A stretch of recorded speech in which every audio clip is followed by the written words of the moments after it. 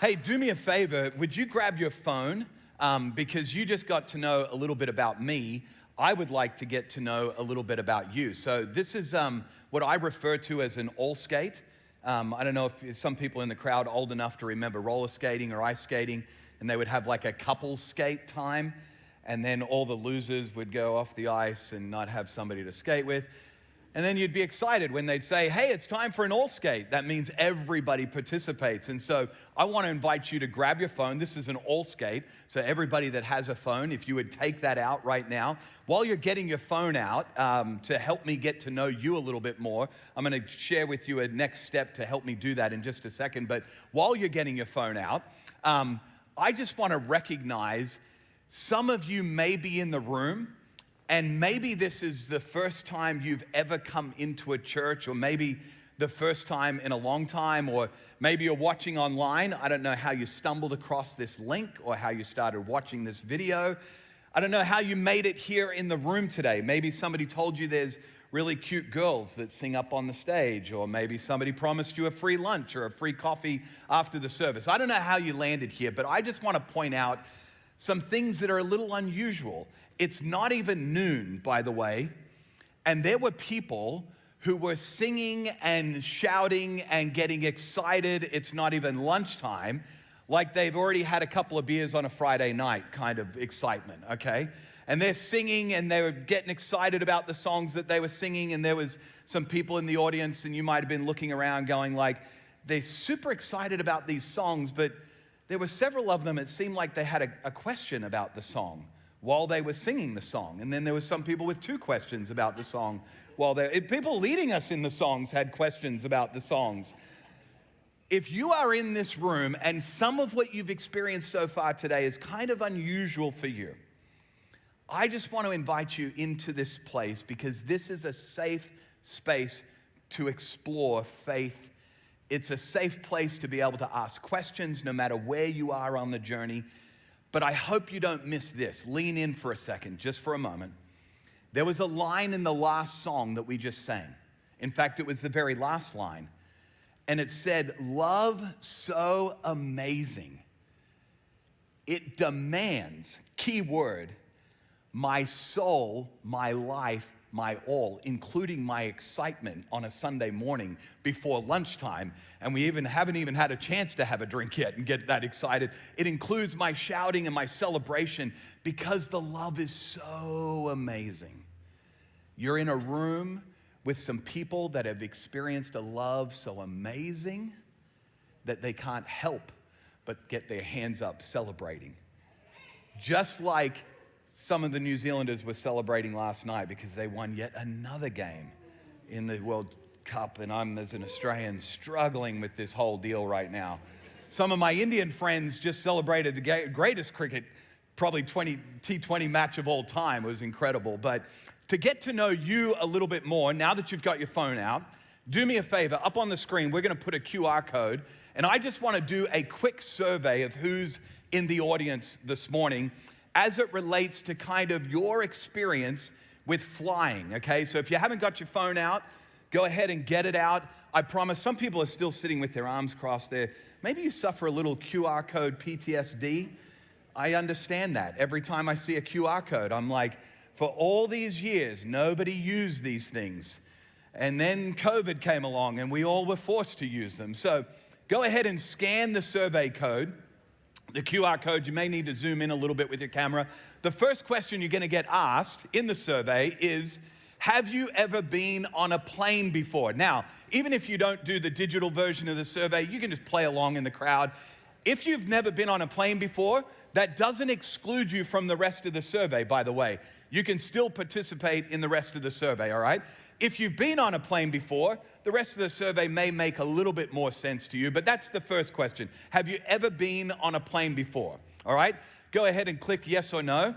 The next question is going to simply ask you, what is your favorite or least favorite part of a flight? Now, any people in the room like me, you just love the takeoff?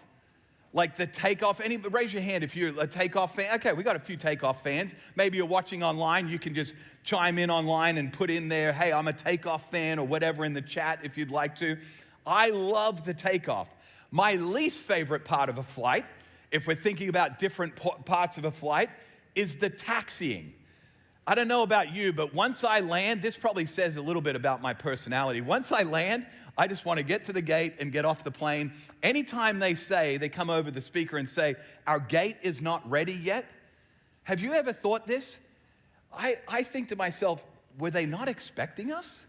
Like, that makes me a bit nervous, the fact that we're on the ground and the gate's not ready. Maybe they weren't expecting us. But whatever the least favorite part of flying is for you, go ahead and put that in. The next question, you may already be there in the survey. The next question is simply this. If you had to describe 2022 as a flight, how would you describe it? There's a number of options. We'll put them up on the screen. It's in the survey.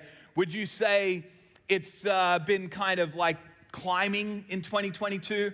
Maybe you've been banking left or banking right because you've been changing directions in your flight plan in 2022. Hopefully nobody says it was like a crash and burn, okay? Hopefully nobody says that's kind of what 2022 was if it were a flight. An even better question is this question. How do you want the flight of your life to look like in the next year? What do you want your flight to look like? If you were to describe your life in the next year, how would you like your flight to go? Would you like it to be a climbing flight? Or do you see a directional change, banking left or right happening? Do you see kind of smooth sailing ahead of you? Is that what you hope for? When I fly, I oftentimes am a bit surprised by the types of questions that I hear people asking flight attendants when they fly. I actually, in the survey, put the top 6 questions that flight attendants had asked when they're flying. Here are the top 6 questions. I think we're going to put them. Where are we flying over right now? Poor flight attendant. They're not the pilot. They have no clue where we are. They're just thinking about your cup of tea or coffee that they're bringing out to you. Maybe it's, why is your seatbelt different from ours? Have you ever noticed the flight attendants have 4-point harness? It's very, very sound. It makes me nervous about the little strap across my waist. Maybe it's another one of those questions, but the number one question, I'm going to identify it for you. The number one question is not how do you flush, although that's an important question on a plane. But the number one question is, can I change my seat? Some of you are nodding, going, yes, I've asked that question many times. Maybe you asked it recently when you were traveling. The number one question I ask when I sit next to somebody on a plane, I'm that guy, by the way, that you want to avoid. If you're flying, because I'm going to ask questions, go ahead and put your headphones on or your AirPods in quickly if you're sitting next to me, because I'm going to ask you this question. Are you coming or are you going? That question, or the answer to that question, gives me a lot of information, which leads to more questions. You're right. So you probably want to get those AirPods in quickly if you sit next to me, because I'll just ask more questions. But the number one question I get asked when I'm flying is this question. What do you do? And then I hear some people chuckling because the answer to that question oftentimes just shuts down the conversation. I travel, I speak in church, or it maybe changes the vernacular of the person in the conversation that they're having with me. They start to talk a little bit differently, or maybe shape the conversation a little bit differently when they find out what I do. This question, what do you do? This question, I think, actually is a reflection of our culture and our society today. We live in perhaps the most externally focused culture in the history of mankind. I don't care how old you are, how young you are, whether you would call yourself a church person or not a church person, you're not sure how you wound up here today, whether you're a female or a male, or you'd say you're educated or you're still working on your education. It doesn't matter what category you put yourself in. We live in an incredibly externally focused culture. We're in this series, part 3 today of this series called Wellbeing. By the way, it's if you're just here for the first time or you're just watching online for the first time, it's kind of like coming into the middle of like a Netflix season. You need to really go back and watch part one. Jonathan, the pastor here, he did a great job kind of doing an overview of what the series would be about. Last week, we had a great part two on physical well-being, which I need to watch, you can tell, probably many times over and over again. But today, we're talking about emotional well-being. And here's what you need to know. Our culture is so externally focused. And because of that, we have an emotional well-being epidemic, just a decline in emotional well-being like we've never seen before. Here's what our culture focuses on. Our culture not only focuses on what we do or what we have, but we also focus a lot on what other people think or say about us. Now, before you push back and say, oh, Jason, I don't know if I agree with that, think about this morning when you woke up. What was the first thing that came to your mind? Was it something you needed to do today? Was it something that you might have on your calendar or on your schedule, or a conversation you need to have today, or something you need to take care of that you have? Maybe like many people, statistics would say that most people, first thing in the morning, they reach for their phone to check what other people might think or say about them. Maybe on social media or some sort of messaging app to hear what they replied to from the message you sent them yesterday, or did somebody like the thing that I posted last night before I went to bed? We live in extremely externally focused culture today. Now, all the church people in the room, I want to have just a kind of a private, kind of intimate conversation with you just for a second. So if you would say, hey, I'm not a church person, I just landed here somehow, or somebody kind of convinced me to come today or watch this thing online, you can kind of just check out for a moment. You've got your phone out, so you can maybe check your social media platform or whatever. But all the church people, I want us just to have a brief conversation, just the church people in the room today. This idea of being externally focused oftentimes leads us to doing more so that we might have more and people might think or say more about us. That's true of church people and people that don't typically go to church. But us church people, us religious people, if we're being honest, we take this idea of doing more, and that leads to having more so people might think more and say more about us. And we actually religiously complicate this. We sometimes fall into the trap of doing more for God because we think that by doing that we might have a better relationship with Him, and that He might think more or maybe even say more about us. Now, we would never, us church people, we would never get up on a stage like this and tell people, hey, if you do more for God, then you'll have a better relationship with Him and He'll think more of you and say better. We would never communicate that. In fact, we would always say, God has done everything for us. We don't have to do anything. That's what grace is all about. But isn't it true that oftentimes we live lives thinking that if we do more for Him, we might have a better relationship with Him, and He might think more, maybe even say more about us? The reality is this formula, whether you religiously complicate it or whether you just do it in the culture today, you do more to have more so people might think more and say more about, this formula, it actually works for a period of time. In my own personal story, my own personal journey, this doing more for God has led to me having more opportunities to do more for Him, and has quite frankly led to more people thinking and saying better things about me.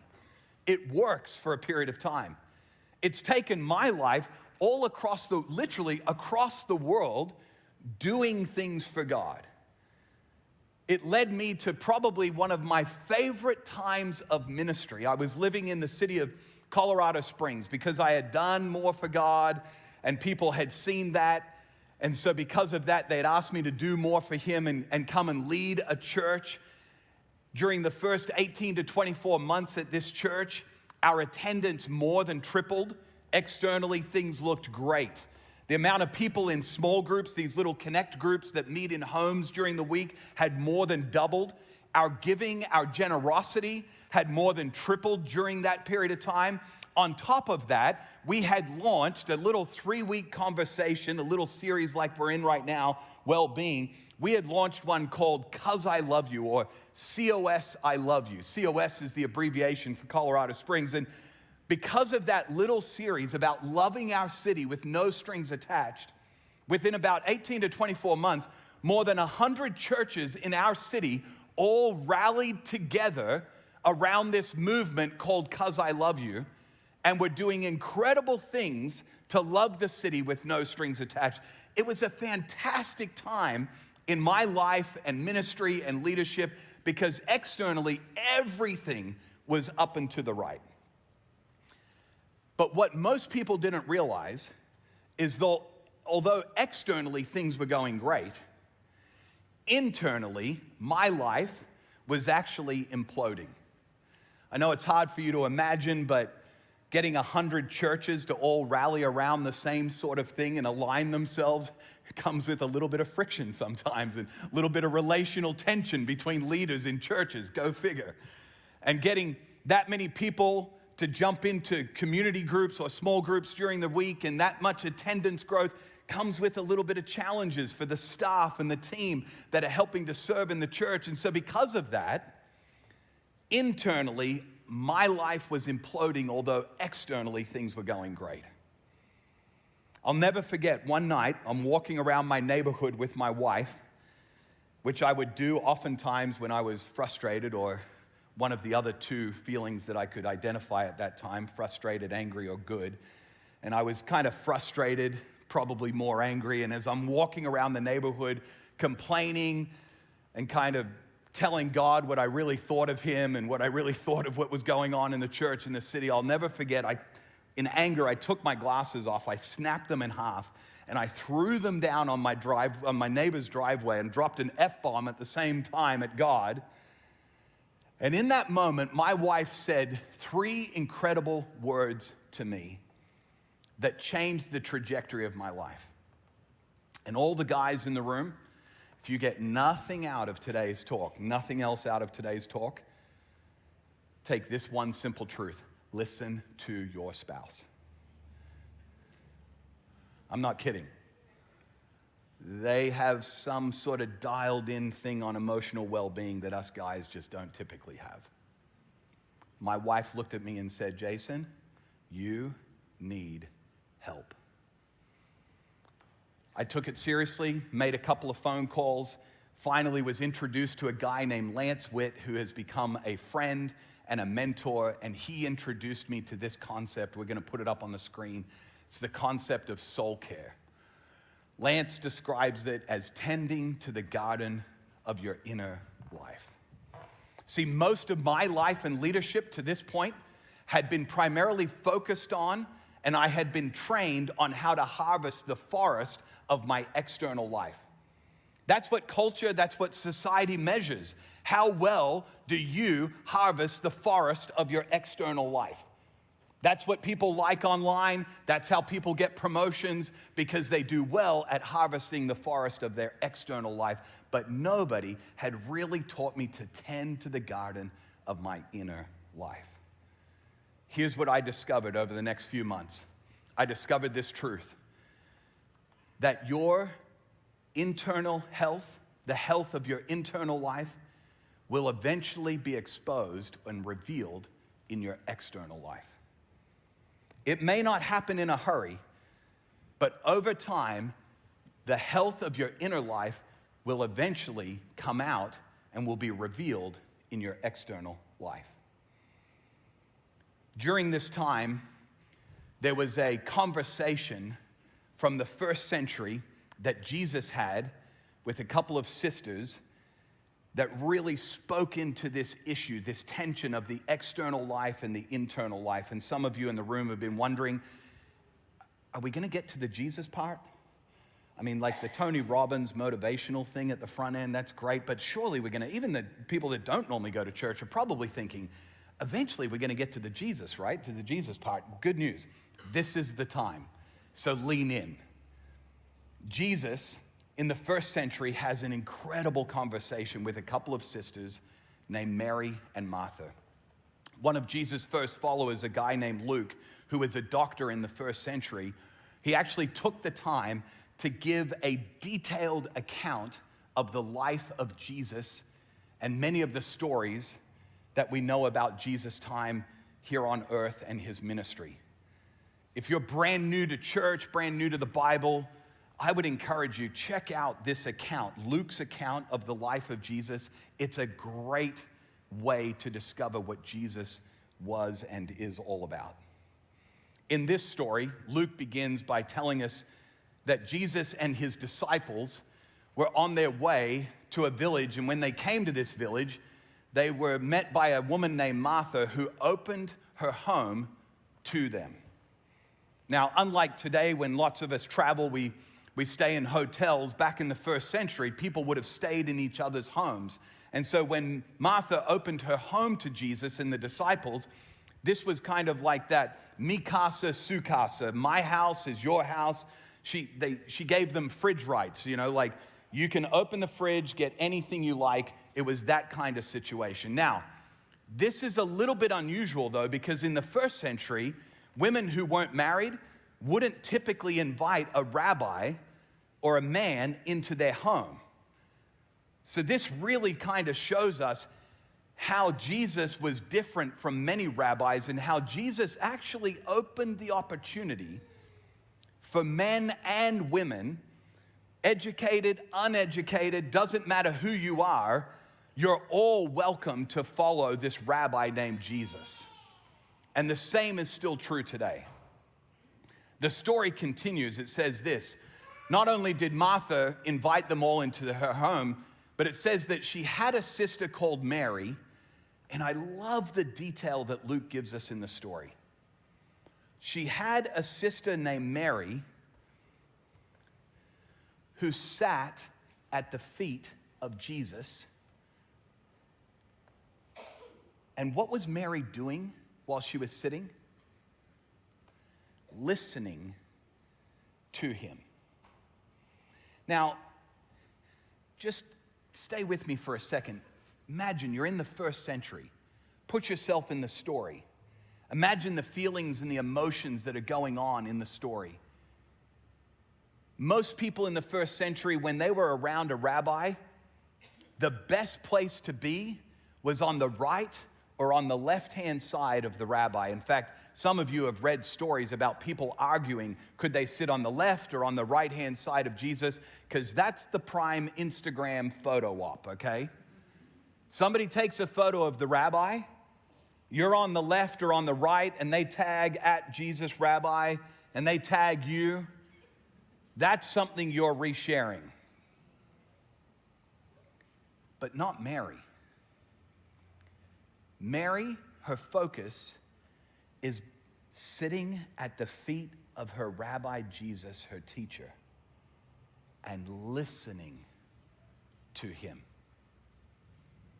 While this is happening, Luke goes on to tell us what her sister is doing, but Martha, it says, was distracted by all the preparations that had to be made. But Jason was distracted by all of the people that needed to get into small groups. But Jason was distracted by all of the churches that need to rally around this "'Cause I Love You" movement. But Jason was distracted by all the preparations that needed to be made. Not only was Martha distracted, not only am I oftentimes distracted by all the things that need to be done, that I miss sitting at the feet of Jesus and listening to him. Martha goes on. Listen to the emotion. Try to capture the feelings that Martha must have had. It says this: "Lord," Martha said, "don't you care that my sister has left me to do the work by myself?" Gutsy move on Martha's part. Let's be honest. Maybe you've been following Jesus your whole life. Have you ever spoken to Jesus quite like that? Martha's gutsy. And then she doubles down. Not only does she say, don't you care? But she says, tell her to help me. I love the graciousness of Rabbi Jesus. Luke records for us, Jesus says, Martha, Martha. I actually think Luke missed a few Marthas. I'm sure it was probably more Martha, Martha, Martha, Martha, Martha, Martha, Martha. You are worried and upset about many things. Jason, Jason, Jason, Jason. You are worried and upset about many things, but few things are needed, or indeed only one. Jesus doubles down and says to her, actually, only one thing is really needed. Now, before you make the mistake, like I have in reading this story, of thinking Mary good, Martha bad. Have you ever maybe read this story and thought Mary good, Martha bad? I know I certainly have. Before we make this mistake, listen to what Jesus says next, because Jesus, in this summary statement at the end of this conversation, actually helps us to understand the external and the internal tension that so many of us wrestle with. Jesus says this, Mary has chosen what is keyword better, and it will not be taken from her. Here's what Jesus is actually saying. Both what Martha is doing is important, and what Mary is doing is important. But Mary has just chosen what is priority. Both are important. Don't make the mistake of thinking what Martha is doing is not important. Both are important, but Mary has chosen what is priority. Here's what I wrote on my whiteboard after I read this conversation and I listened to the words of Jesus as he talked about being the vine and we are the branches, and if we remain in him and he remains in us, he'll bear much fruit. And apart from him, we can do nothing. I wrote on my whiteboard after thinking through these conversations that being with Jesus is actually greater than doing for Jesus. Essentially, what Jesus is saying is this. He's saying that all of our doing for him must flow out of our being with him, not the other way around. All that we do for him must flow out of our being with him. So here's a practical question that you might be wondering.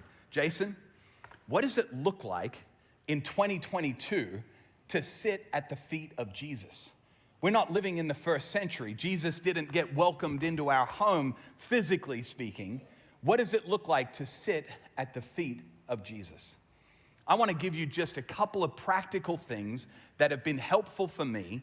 And I want to just tell you ahead of time that these two practices that I'm going to share with you this morning, I'm not going to be able to unpack because of the sake of time everything about these practices, but I am going to give you an opportunity at the end to get more resources about these practices.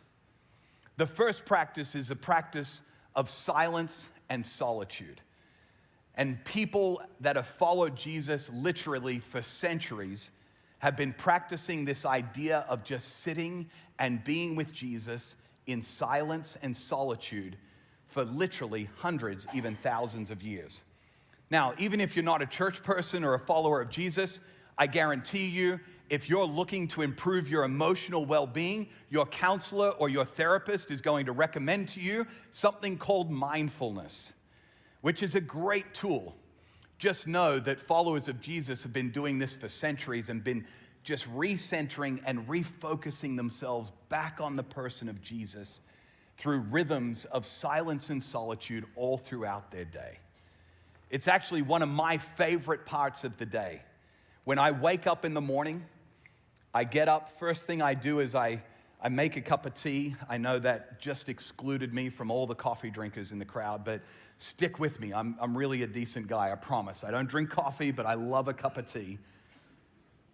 And I look forward to sitting in just silence, alone, maybe with a word or a phrase that when my mind wanders, and it always does, I just gently bring myself back into focusing on the presence of Jesus.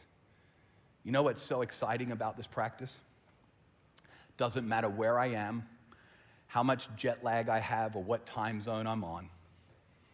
Every single morning when I make that cup of tea, it's like Jesus has been up all night just waiting to hang out with me. And he wants to do the same thing for you too. Silence and solitude has been like, for me, kind of like sunlight is to a plant. You can't see what it's doing. You don't even understand photosynthesis really well, but you know that it's feeding the plant, and silence and solitude has been like that to my soul, to my emotional health. You can't see what it's doing, but it's thriving and it's really feeding your soul. The second practice that I want to share with you is the practice of Sabbath. It's an old, ancient Jewish practice, which quite frankly, I'm kind of a little bit ticked off at all the evangelicals who kind of kept it away from me for a long period of time, all the church people that said, oh no, that's an Old Testament thing that we don't have to do anymore. When I think of Sabbath, I think of a 24-hour period where I pause every week. I stop doing any paid and unpaid work. It's not my day off like I used to have, running errands all around the house and running errands all around the community. But it's actually when I pause all of my paid and my unpaid work for 24 hours, and I just delight in God's goodness to me as his child. And I literally have to surrender as an achievementaholic, a recovering productivity junkie. I have to surrender that God is actually going to do more while I'm doing nothing than if I was being productive. Sabbath is just one of these gifts that we don't have to do, but we get to do. And I'm telling you, I'll warn you, beware of the Sabbath. It'll take over your entire week. You'll start planning for it on Sunday or whatever day you take off. You'll start planning for it a week ahead of time because it's such an incredible gift. Now, as we wrap up today, I just want to kind of encourage you with a thought. I get nervous about talking about these practices because sometimes people exchange the practice for the person that the practice is going to position you at the feet of. Don't mistake the two. The practice is not about getting something perfect. It's about positioning yourself at the feet of Jesus. A wise Jesuit priest one time said this. He said, a wise man pointed at the moon, but only the idiot saw the finger. I've made that mistake with these practices. They are just simply the finger. Jesus is the moon. Don't mistake the practices for the person of Jesus. So as we wrap up today, I want to invite you to grab your phone one more time. I want to give you an opportunity to actually scan a QR code if you'd like some resources around either silence and solitude or Sabbath, or even some of the other practices that I have available that have been so helpful for my emotional well-being. I'd love to send you those resources. There's some short videos and some instructions around silence that you can maybe begin a practice around, or even Sabbath. What does that look like to embrace that in your life, and some other things as well. So you can scan that, and as you're doing that, I just want to close with a quote that has been incredibly helpful as a reminder to me, kind of an antidote to what we started with our externally focused culture. And the quote comes from a great writer, a guy by the name of Henry Nouwen. He says this about our identity. He says, spiritual identity means we are not what we do, we are not what we have, or what people say about us. And then I love this line. Don't miss this. Even if you wouldn't consider yourself a follower of Jesus, still exploring faith, maybe you've been on the faith journey a long time, don't miss this. We're not what we do, we're not what we have, we're not what others say about us. We are beloved children of God. You're a beloved daughter of God, and you're a beloved son of God. Full stop. Let me pray for us. Heavenly Father, we are constantly barraged with a culture that is externally focused, demanding that we define ourselves by what we do or what we have or what people say or think about us. By the power of your Spirit, and your presence in this place, God, would you help to renew our minds and remind us afresh that we are beloved sons and daughters of God. I pray this blessing upon each of us today. In Jesus' name, amen. Can we show appreciation to Jason this morning? Thanks, man. So after each of these messages in our Wellbeing series, we want to unpack a few of these things. So if you can grab a seat, Jason, I've got a few questions I jotted down here to kind of bounce around with you. I guess the first one I've got here, and thanks Nath, is, we can hear all this in theory, but how does this work in practice? I mean, yes, we want to focus on who we are, who we're becoming, but, got busy parents, people that work, long hours. I mean, how do these things come together in reality? Yeah. My mind always goes to that poor mum who is working tirelessly at home with 2 or 3 kids that are still under school age, and they look at me and say, silence and solitude? Like, what are you talking about? I can't even go to the bathroom without little fingers coming under the door to talk to me. I think we have to change our expectations, Jonathan, because the culture has got all these expectations of us, and they are not what God has of us. And so your season is going to look different to other people's season. You can't compare what our family does on Sabbath. I've got grown children. When we had young children, I call it the survival years, those before they go to school. It looked different.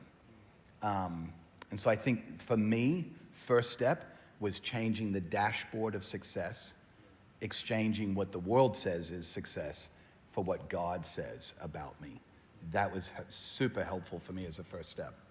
So I want to unpack this a little bit more. I've known you for some time and love the person that you are and the person you're becoming, but also realize that there were some tough moments when you were prepared to throw ministry away, relationships away, even life away. So just share some of that story with us, because people can hear you speaking today and it's almost like everything's orderly and together. Yeah. But we've talked about this story before. It hasn't always been that way. No. So for me, this journey began probably back in 2016. So it's been 6 years of this idea of tending to the garden of my inner life. Probably 3 years into, 2.5, 3 years into that, I had a horrific church experience. So if you've had a bad church experience, man, my heart goes out to you, because I've had a horrific one where I wanted to give up church, faith, and quite frankly, life. My wife, if she were here, would say there were days that she wondered what she would come home to, whether I would still be there or not. And it was in that time that I leaned into some of these practices, because I didn't know what else to do but just sit at the feet of Jesus, even though I wasn't even sure if he was real or not at the time. And it was really a time of what some people might call like a deconstruction for me. Some people call it a dark night of the soul or hitting the wall. But I did have to, in a sense, give up and abandon an old version of faith. Not abandon faith, but an old version that I had created. And I feel like on the other side of that pain, that dark night of the soul, a purer version of faith and who God is came out of that. And so I would just encourage you, if you're in a dark night of the soul or hitting a wall or kind of deconstructing, or maybe you just feel like life is just not worth living anymore, hold on, because maybe on the other side, there'll be a better version of what you've experienced than before. So people, in this question, I'm thinking about the people who have friends going through something like what you went through. Yeah. And there'll be, just online and in this room, there'll be people in their spot who are watching somebody go through, dark night of the soul. What are some unhelpful attitudes or unhelpful things that people do, I guess, that you experienced? Yeah. So oftentimes my church friends would send me like a text message, like a graphic, a picture with like a psalm and some like really beautiful flowers around it. First of all, that was incredibly feminine, no offense to anybody, but I didn't need a floral psalm In fact, it made me want to throw my phone in the pool, literally. I'm like, don't send me another one of those stupid cards. But I did have a couple of friends who would text me or call or say, let's grab a cup of tea. And they just listened. Like, I literally would throw up on them. They didn't have much response at all other than just listening. And that was a gift. Yeah, it's great advice. So I guess thinking about how somebody gets to that space. Yeah. You know, this dark night of the soul, wanting just to end it all. And it seems like people can be there from a whole lot of things. Yes. And I guess each of the things we're talking about in our series, you know, could be like body shaming, Yeah. you know, the sense of physical well-being and the comments people make. I guess financial issues Yes. that people are facing, work issues, relational breakdowns, which are all in some way external to us. You know, comments we receive or things that are happening. But how do these things affect our emotions? Like, what's the connection there? Yeah, so I think a lot of this comes back to identity issues. And you know, success is an identity thing that you're going after. And so whether that's your physical health or it's your financial health or whatever it is, I just think you've got to come back to resting and kind of grounding your identity in who God says you are and just filtering everything else out that he does not say about you. Yeah. So final question, it's the band's coming up just for a final song. If somebody's in that situation today, and you've alluded to some parts here, but what's a next step to take, particularly if they're in that kind of dark night of the soul? Yeah. You know, pretty dangerous spot. Yeah. So I would say don't isolate. Find a trusted friend that will just listen. Maybe even a trained person, maybe a counselor, therapist, spiritual director. All of those, by the way, like my soul is so jacked that I need a team of people, even today, to help journey with me so that I can tend to the garden of my inner life. And so I would just encourage anybody watching online or in the room, don't do it alone. Find people that you can trust. They're a safe space that you can dialogue with and kind of process all of this with. Yep. And to be honest, this is something I found helpful for myself too, along with good friends I have in place.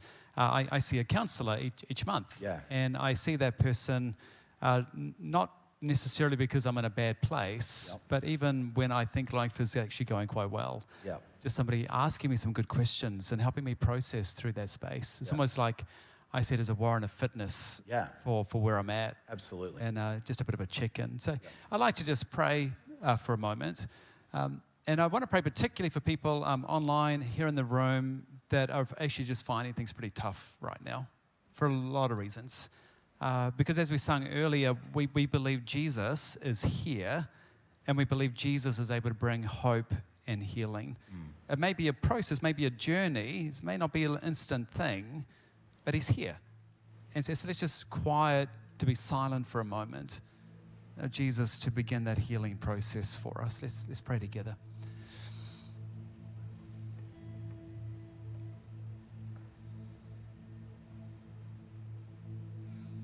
Jesus, what a beautiful name. Yes. And how good it is to know that when we talk to you, we can be completely raw and honest about what we're feeling and facing. And thank you that when we talk to you, we're talking to one who understands. You've gone through tough stuff yourself. And yet you're able to lean in and by your Spirit bring hope and healing. Your presence matters to us. I pray particularly for people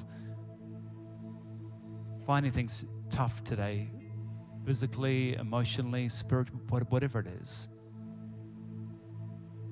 that you'd draw near to us, that you'd help us take a next step to get some help.